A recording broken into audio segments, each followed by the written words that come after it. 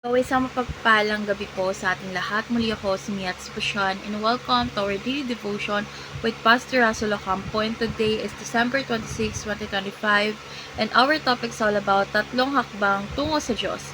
So, our concepts all about Jesus, Savior of the world. So, si Jesus po bilang tagapagligtas ng mundo ay nangangahulugang siya ang isinugo ng Diyos upang iligtas ang lahat ng tao mula sa kasalanan. So, sa kanyang kapanganakan, buhay, kamatayan at muling pagkabuhay, ipinakita po ng Diyos ang kanyang dakilang plano na ibalik ang nasirang relasyon ng tao sa Kanya. So, ang kaligtasan po ay regalo ng biyaya ng Diyos na tinatanggap natin sa pamamagitan ng pananampalataya kay Jesus. So, our Bible readings for today is all about Matthew chapter 1 verse 21 ASND version. Magsisilang siya ng isang lalaki at tatawagin mong Jesus sapagkat ililigtas niya ang kanyang bayan mula sa kanilang mga kasalanan. So, ngayon dadako na tayo sa ating teaching. So, yung first teaching is we are lost, lawbreakers, and condemned.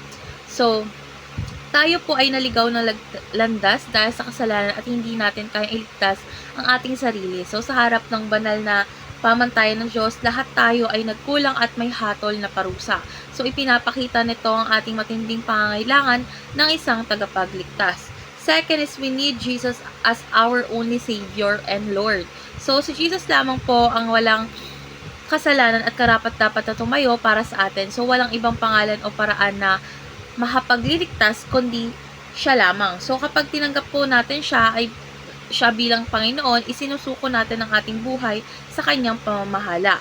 And lastly is we are saved by grace through faith in Jesus. So, ang kaligtasan po ay hindi bunga ng mabubuting gawa, kundi biyaya ng Diyos. So, tinatanggap po natin ito sa pamagitan ng pananampalataya sa natapos na gawa ni Jesus sa krus. So, dahil dito, ang papuri ay sa Diyos lamang at hindi sa tao. So, ngayon dadako na tayo sa ating application. So, yung first application is repent and turn away from sins. So, lahat po sa unang hakbang po ay ang pagsisisi. So, ang tapat na pag-amin po ng mali natin at ating kasalanan is hindi lang ito paghingi ng tawad, kundi pagtalikod sa dati nating pamumuhay. So, pinipili nating sumunod sa Diyos at iwanan ang kasalanan. Second is believe in Christ's finished work on the cross. So, syempre maniwala po tayo na sapat na ang ginawa ni Jesus para sa ating kaligtasan. So, hindi na natin kailangan dagdagan ng kanyang sakripisyo. Dapat tayo magpahinga sa katotohanan tapos na ang kanyang gawain para sa atin.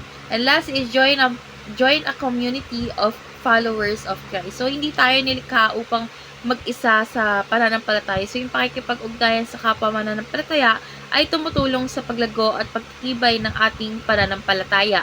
So, sa komunidad natin ay natututo tayong magmahal, maglingkod at sumunod kay Kristo.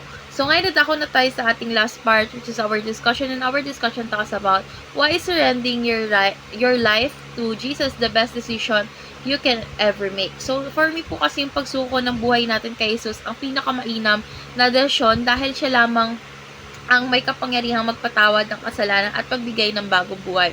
So, kapag isinuko po natin ang ating sarili sa Kanya, natatanggap natin ang kapayapaan, layunin at pag-asa na hindi kayang ibigay ng mundo.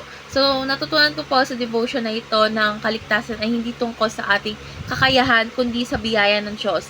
Kaya, pipiliin nating magtiwala at sumunod kay Jesus araw-araw. So, let's pray po. Lord God, maraming salamat po, Lord God.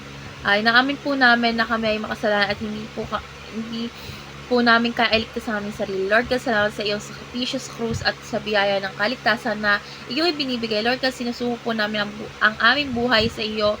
Ikaw ang aming tagapagligtas at Panginoon. Gabayan mo po kami sa araw-araw na lumakad sa iyong kalooban. In Jesus' name we pray. Amen.